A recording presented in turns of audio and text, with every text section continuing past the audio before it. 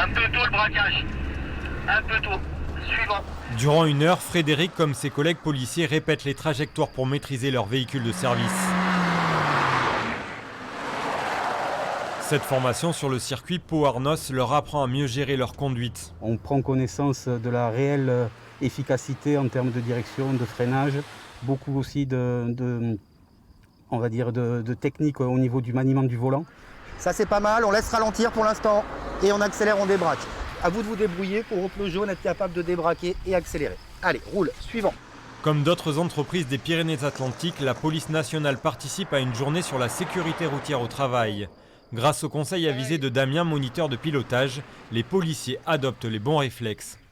C'est vrai qu'ils découvrent que pour rentrer une voiture correctement, contrairement aux idées reçues, on pose le pied sur le frein dans un virage, on n'accélère pas dans le virage comme on entend souvent, etc. etc.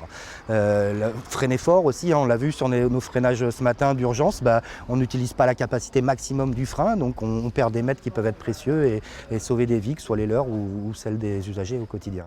De la pratique, de la théorie aussi. Rappel des bons usages, information mécanique pour ces 20 policiers. Ce stage routier se fait sous les yeux du préfet. En 2020, sur les routes du département, il y a eu 235 accidents graves. À peu près un tiers des accidents de la route dans notre département le sont dans le cadre d'un trajet domicile-travail ou pendant le travail. C'est la première cause de mortalité au sein de l'entreprise. Depuis le début de l'année, 11 personnes sont mortes sur les routes des Pyrénées-Atlantiques, soit 5 de plus que l'année dernière.